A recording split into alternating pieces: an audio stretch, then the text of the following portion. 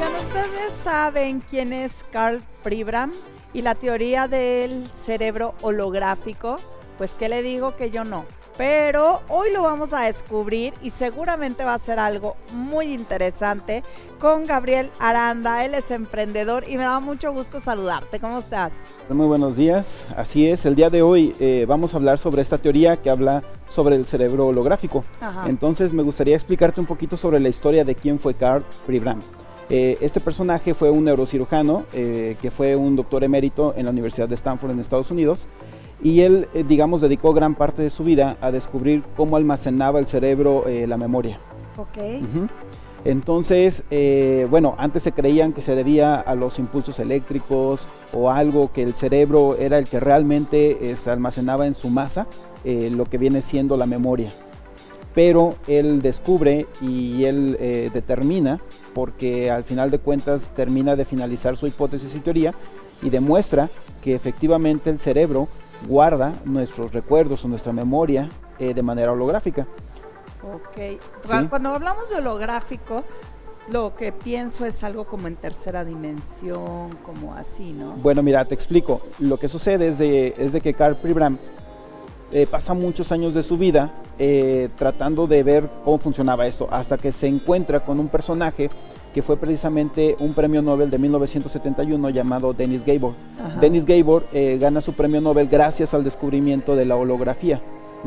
Entonces este sistema o digamos, juego de luces, precisamente para hacer para transformar una imagen en un holograma. Ajá. Y su descubrimiento, que es cuando hay un patrón de interferencias que literalmente resuenan entre ellas. Ajá. Y caen dentro de una placa. Eso es lo que se conoce como una holografía.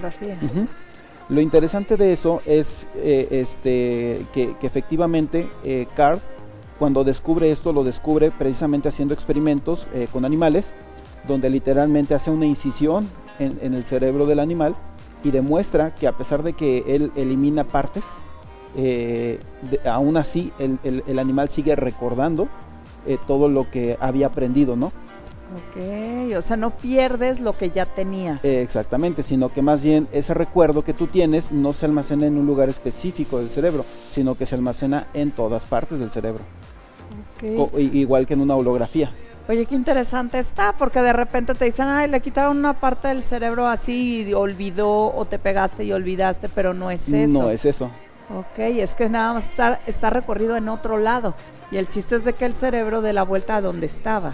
Algo ¿Dónde así. está ese recuerdo, por ejemplo? Algo así, o sea, básicamente lo que nos dice es de que la memoria ocurre en la sinapsis, en donde existe ese impulso eléctrico, que es esas onditas que a veces cuando vemos en la televisión, que te ponen así como un casquito. Ajá. Lleno de electrodos y leen tu cerebro y se ven muchas onditas. Bueno, esas ondas al final de cuentas interactúan con la energía de los objetos, porque si recordamos un poquito la física, la luz, cuando se ve reflejada en un objeto, sigue siendo una energía.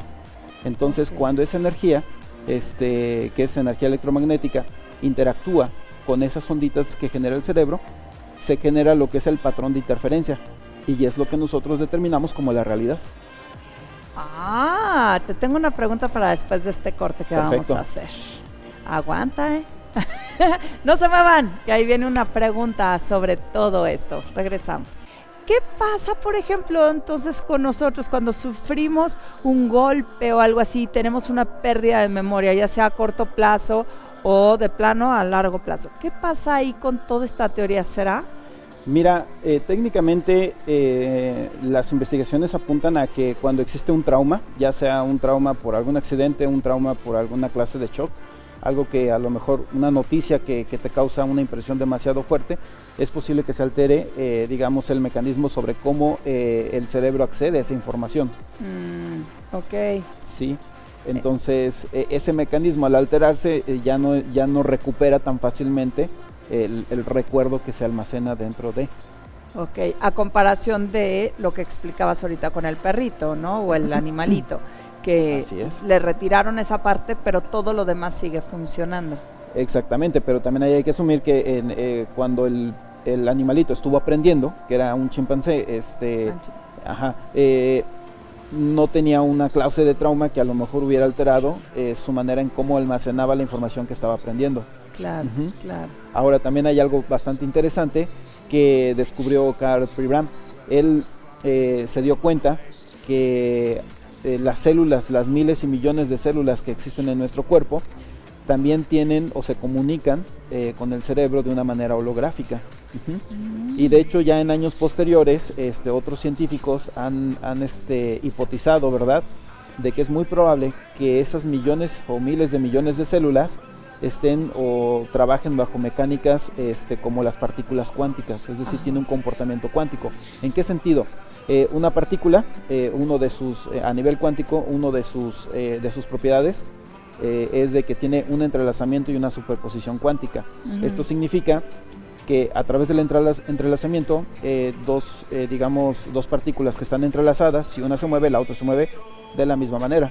Por eso esa sincronía que tenemos para poder andar en bicicleta, para poder andar en patines, para poder correr, que tenemos que sincronizar cientos o miles de músculos y células y todo este tipo del aparato complejo que en sí somos, ¿no? En cuanto a la superposición, técnicamente lo que hacen es de que, tienes una partícula, una segunda partícula, la superposición hace que puedan tener unos y ceros a la misma vez. Eso significa que a través de ese comportamiento se puede encontrar la manera más efectiva en comunicarse entre las mismas células para determinar algo. Entonces, de esta manera, el cerebro logra interpretar no solamente la realidad a través de la frecuencia que toma, sino que nuestra percepción también es holográfica, es decir, así conforme tocas un pedazo de nuestra piel, pues el cerebro interpreta esa percepción, ¿verdad? Tomando toda la sensación del punto que estoy tocando, pero a través, y que es muy probable que sea a través de una mecánica cuántica. Wow. Oye, está interesantísimo todo esto y nos podríamos llevar días y días hablando de esto, porque cada cosa que pasa en nuestras células y todo, pues tiene memoria y te va a hacer cosas bien interesantes. Sí. Pero yo sé que ustedes se reúnen para poder estar hablando de esto y de muchas otras cosas más. ¿En dónde, cuándo les toca reunirse? Muy bien. Pues nos reunimos todos los martes. Actualmente nos estamos reuniendo en la Facultad de Ciencias Sociales y Humanidades, en la Universidad Autónoma de San Luis Potosí, todos los martes a las 7 p.m.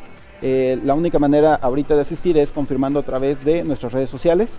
Nos encuentran como Unity, Grupo de Intercambio de Saberes, y se pueden poner en contacto ahí conmigo y yo hago la reservación directamente con las personas que se pongan en contacto. Ok, Unity se escribe con U al inicio. Sí. Ok, Unity. Y al final. Y al final, para que sea más fácil que los localicen, porque de repente nos dicen que si es con J o con qué es, o con Y, entonces es con U, Unity. Como si dijeras unidad. Y al último con una Y. Sí. Ok, así que ya lo sabe, mañana hay reunión, yo que usted sí voy. Muchísimas gracias. Gracias a ti.